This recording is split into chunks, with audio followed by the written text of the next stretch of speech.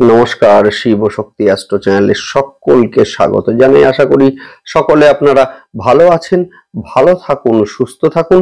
বাংলাদেশ থেকে অনেকেই আমাকে ফোন করে জানতে চেয়েছেন আমার কাছ থেকে দুটি প্রশ্নের উত্তর। একটি হচ্ছে চিন্ময় কৃষ্ণ প্রভুর মুক্তি হবে কিনা বা জামিন হবে কিনা, এবং সেকেন্ড যে মূলত প্রশ্নটি সেটি হচ্ছে বাংলাদেশের ভবিষ্যৎ অবস্থা মূলত কোন দিকে এগোচ্ছে।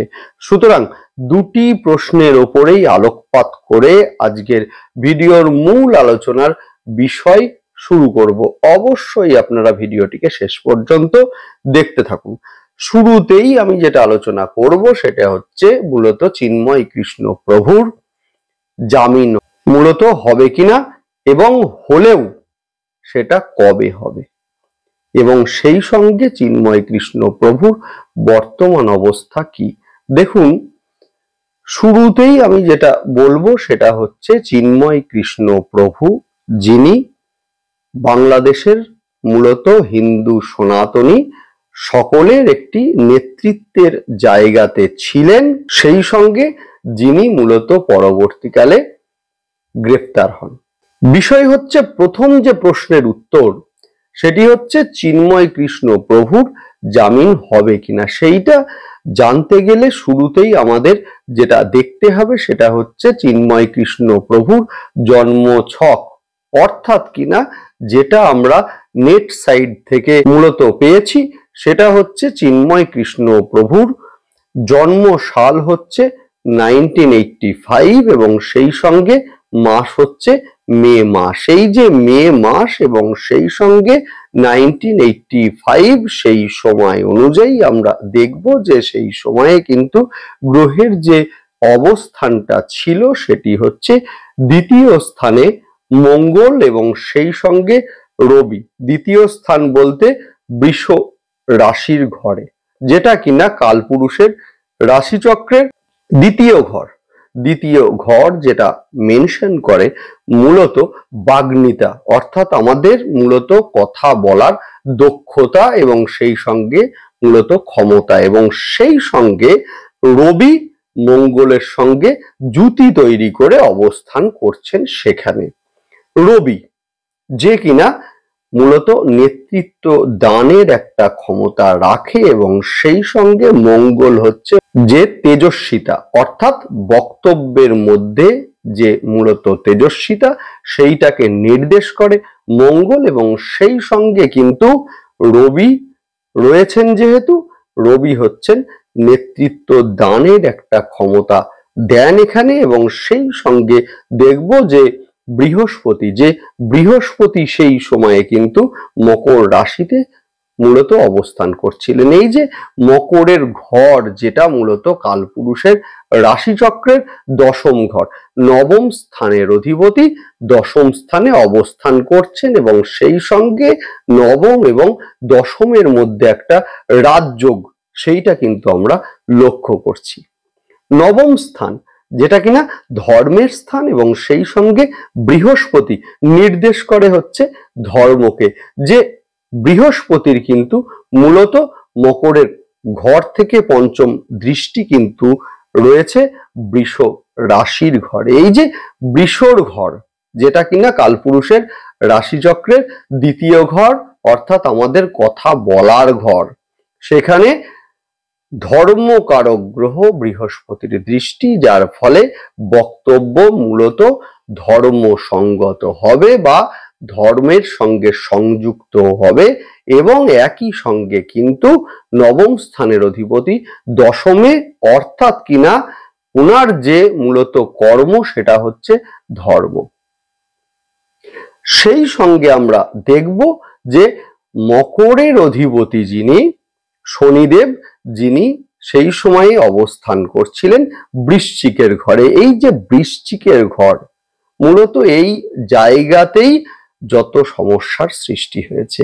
বৃশ্চিকের ঘর হচ্ছে মূলত কালপুরুষের রাশিচক্রের অষ্টম ঘর নির্দেশ করে মূলত কোর্ট কেস, এবং সেখানে শনিদেবের অবস্থান, আর বৃহস্পতি কিন্তু নবম স্থানের অধিপতি এবং একই সঙ্গে দ্বাদশ স্থানের অধিপতি।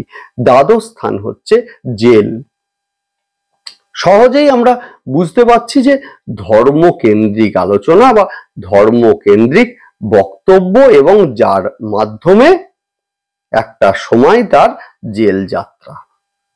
একই সঙ্গে আমরা কিন্তু লক্ষ্য করেছি যে সেই সময়ে মূলত জন্মছকে কেতুদেব অবস্থান করছিলেন সপ্তম স্থানের ওপরে। সপ্তম ঘর অর্থাৎ কালপুরুষের রাশিচক্রের সপ্তম ঘর, যেটা নির্দেশ করে প্রতিষ্ঠান, সেখানে মূলত কেতুদেবের অবস্থান, যার ফলে কিন্তু একটা গুপ্ত শত্রুতার সৃষ্টি প্রতিষ্ঠানের তরফ থেকে, এইটাও আমরা লক্ষ্য করেছি, এবং যার ফলে কিন্তু জেলে যেতে হয়েছে। এখন বিষয় হচ্ছে যে জেলে যে গেলেন উনি, এবং সেই সঙ্গে ডিসেম্বর মাসে মূলত চিন্ময় কৃষ্ণ প্রভুর হিয়ারিং ছিল কোর্টে, এবং সেইটি বাতিল হয়ে যায় এবং আরো 1 মাস সেখানে পিছিয়ে যায়। এখন বিষয় হচ্ছে যে মূলত কেন পিছলো, আর সেই সঙ্গে কি হতে চলেছে। সেই সঙ্গে আরো একটি কথা বলে রাখি, সেটি হচ্ছে এই সময়ে কিন্তু মঙ্গল অবস্থান করছেন মূলত কর্কটে, এবং সেখান থেকে কিন্তু অষ্টম দৃষ্টি, আবারও বলছি অষ্টম দৃষ্টি, মঙ্গলের কিন্তু অষ্টম দৃষ্টি, যেটা কিন্তু খুব একটা ভালো নয়।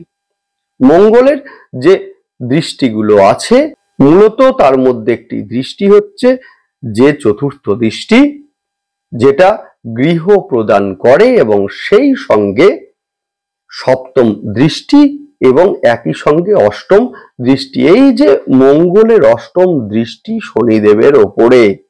আর আরো একটা কথা বলে রাখি, সেটা হচ্ছে শনিদেবের ওপরে অষ্টম দৃষ্টি মানে সেই সময়ে শনিদেব মঙ্গলকে যদি পায় এবং মঙ্গল যদি শনিদেবকে পায়, সেক্ষেত্রে কিন্তু মঙ্গল যথেষ্ট অ্যাক্টিভ হয়ে যায়। সেই কারণে মকর রাশিতে মঙ্গল কিন্তু উচ্চস্থ অবস্থায় অবস্থান করে, যেহেতু মঙ্গল হচ্ছেন আমাদের এনার্জি কারক একটি গ্রহ। এবং সেই কারণেই কিন্তু আমরা যদি বাংলাদেশের জন্ম ছক আমরা লক্ষ্য করি, অর্থাৎ কিনা বাংলাদেশের একদম স্বাধীনতার পর্যায়ের যে অবস্থাটা ছিল, সেই সময়ের গ্রহ অবস্থান আমরা যদি লক্ষ্য করি, সেই ক্ষেত্রে দেখব যে বেরোচ্ছে রাশি হিসাবে বৃশ্চিক, এবং সেই সঙ্গে চতুর্থ স্থান কিন্তু মূলত কুম্ভের ঘর। এই যে চতুর্থ স্থান কুম্ভের ঘর, যেখানে শনিদেবের অবস্থান, এবং সেই সঙ্গে 4th হাউস নির্দেশ করে দেশকে, এবং শনিদেব নির্দেশ করে দেশের সাধারণ জনগণকে, এবং সেইখানে মঙ্গলের দৃষ্টি, যার ফলে কিন্তু দেশের একটা অংশের মানুষ এবং সেই সঙ্গে দেশের যুব সম্প্রদায়, এরা কিন্তু ভীষণ অ্যাক্টিভ এই সময়ে থাকবে। এখন বিষয় হচ্ছে কি হতে চলেছে, অবশ্যই আপনারা দেখতে থাকুন, এবং সেই সঙ্গে অবশ্যই আপনারা চ্যানেলটিকে সাবস্ক্রাইব করবেন। গ্রহের গোচর সেটা স্বল্প সময়ের জন্যই হোক বা দীর্ঘ সময়ের জন্যই হোক, গ্রহের গোচরের একটা ইম্প্যাক্ট কিন্তু আমাদের জীবনে ভীষণ ভাবে পড়ে। যে কোনো সিদ্ধান্ত, যে কোনো কর্মপন্থা নেওয়ার পূর্বে কিন্তু গ্রহের গোচর সেটা দেখা ভীষণ আবশ্যিক, ভীষণ আবশ্যিক। না হলে কিন্তু আমাদের সিদ্ধান্তে একটার পর একটা ভুল হবেই হবে, যদি আমাদের সিদ্ধান্তের সময়ে গ্রহের অবস্থান আমার সিদ্ধান্তকে মূলত পারমিট না করে সেই ক্ষেত্রে। সুতরাং অবশ্যই যে কোনো সিদ্ধান্ত, যে কোনো কর্মপন্থা নেওয়ার পূর্বে কিন্তু গ্রহের গোচর দেখে সিদ্ধান্ত নিন, যে আমরা যে সিদ্ধান্তগুলো নিচ্ছি সেই সিদ্ধান্ত বর্তমানে গ্রহের অবস্থান মূলত আদৌ সেটাকে পারমিট করবে তো। দেখে নিন, অবশ্যই আপনারা চ্যানেলটিকে সাবস্ক্রাইব করে নেবেন, যাতে গ্রহের গোচরের সঙ্গে সঙ্গে প্রতিটা ভিডিওর নোটিফিকেশন আপনাদের কাছে সহজে পৌঁছে যায়, আপনারা বুঝতে পারেন যে কোন কাজ মূলত কোন সময়ে করা উচিত এবং কোন সময়ে করা উচিত নয়। দেখবেন আমি আপনাদেরকে কথা দিচ্ছি, আপনাদের জীবনের অন্তত 90% সমস্যা কমবে। যাই হোক, আসছি মূল আলোচনার পর্বে, সেটা হচ্ছে চিন্ময় কৃষ্ণ প্রভুর মুক্তি, যেটাকে নিয়ে বঙ্গ রাজনীতি তোলপাড় এবং সেই সঙ্গে সারা বিশ্ব রাজনীতি তোলপাড়।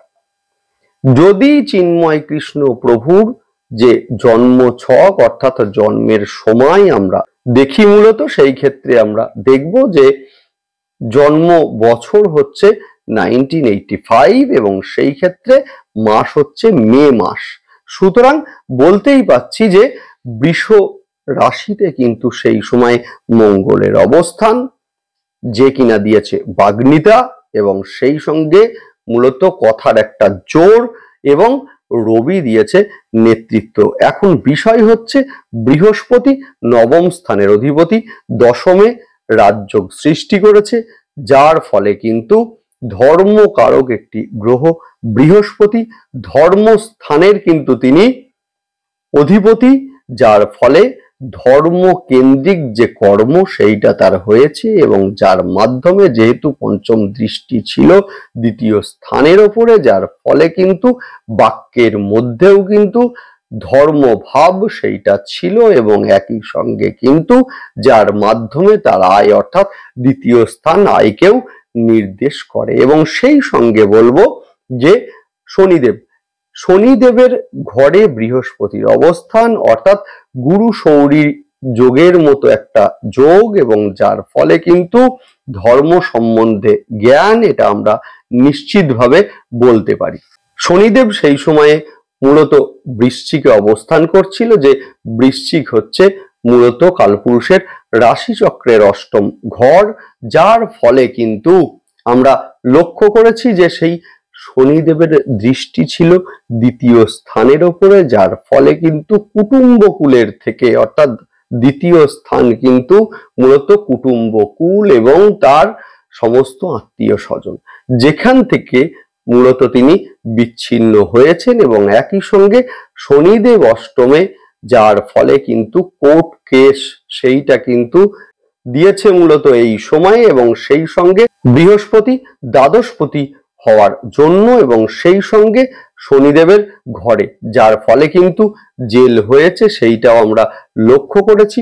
সপ্তমে কেতুর অবস্থান, যার ফলে কিন্তু মূলত প্রতিষ্ঠান থেকে যে গুপ্ত শত্রুতার শিকার হওয়া সেইটাও হয়েছে, এবং একই সঙ্গে বর্তমানের যে গ্রহের অবস্থান, সেই গ্রহের অবস্থানের থেকে বলা যায় যে বর্তমানে কিন্তু দ্বাদশ স্থানে অর্থাৎ মিনের ঘরে অবস্থান করছেন রাহু, এবং সেই রাহুর নক্ষত্র অর্থাৎ কিনা শতভিষা নক্ষত্রে অবস্থান করছেন শনিদেব, যার ফলে রাহু মিনস হচ্ছে পরিবর্তন, বিপ্লব, এবং দ্বাদশ স্থান যেটা হচ্ছে শয্যা সুখের ঘর অর্থাৎ শয্যা সুখের একটা পরিবর্তন, যার ফলে আপনারা দেখুন, আপনারা খোঁজ নিয়ে যে মূলত এই সময়ে তার যে সেল সেইটা কিন্তু পরিবর্তন মূলত করা হয়েছে,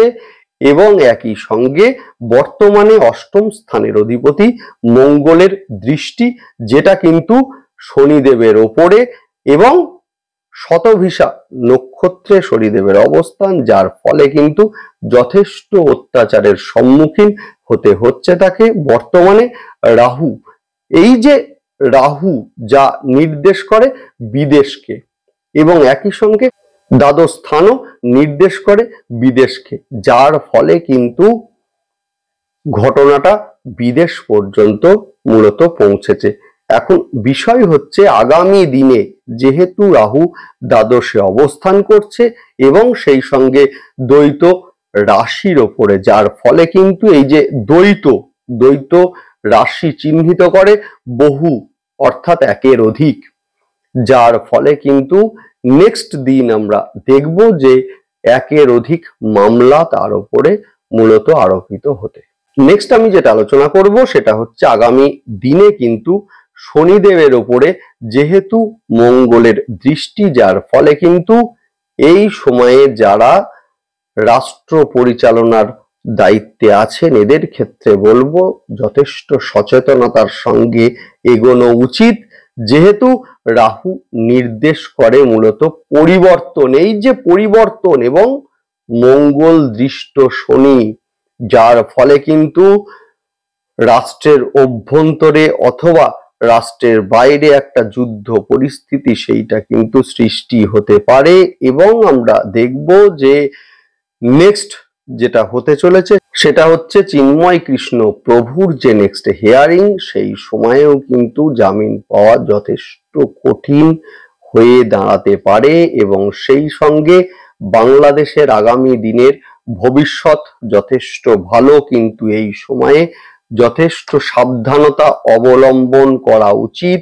বিশেষ করে 29শে মার্চ এবং সেখান থেকে শুরু করে মূলত 14ই এপ্রিল, এই যে সময়টা, এই সময়ে শনি কিন্তু গোচর করবেন মিনে, এবং সেখানে কিন্তু রাহু এবং শনির একটা যুতি সৃষ্টি হবে 29শে মার্চ রাত্রি 11:07 এবং সেখান থেকে শুরু করে 14th এপ্রিল, যার ফলে এই সময়ে কিন্তু যথেষ্ট সাবধানতার সঙ্গে এগোনো উচিত। অর্থাৎ এক কথায় 14th এপ্রিল পর্যন্ত যথেষ্ট সাবধানতার সঙ্গে এগোনো উচিত, না হলে কিন্তু ক্ষতির সম্মুখীন হতে পারে দেশ। এবং সেই সঙ্গে বলবো এই সময়ে কিন্তু শেখ হাসিনার যে জন্ম ছক, সেই ছক অনুযায়ী কিন্তু বিদেশ নীতি যথেষ্ট ভালো, যেহেতু দ্বাদশে রবির অবস্থান, এবং যার ফলে কিন্তু যথেষ্ট বিদেশ নীতি ভালো। এবং এই বিদেশ নীতি কিন্তু বাংলাদেশের ওপরে যথেষ্ট মূলত প্রভাব বিস্তার করতে চলেছে, মিলিয়ে নেবেন আপনারা। যাই হোক, দেখতে থাকুন, একদম পরপর আলোচনা করব, ধাপে ধাপে আলোচনা করব কোন সময়ে কি হতে চলেছে, এবং সেই সঙ্গে নিজেদের সম্পর্কে জানার জন্য, অর্থাৎ মূলত কোন সময়ে কোন সিদ্ধান্তটা নিলে আপনারা ভালো থাকবেন, সমস্যা মুক্ত থাকবেন, সেইটা জানার জন্য অবশ্যই আপনারা চ্যানেলটিকে সাবস্ক্রাইব করুন, সঙ্গে থাকুন, ভালো থাকুন, এবং সেই সঙ্গে অবশ্যই আপনারা চ্যানেলটিকে সাবস্ক্রাইব করবেন। নমস্কার।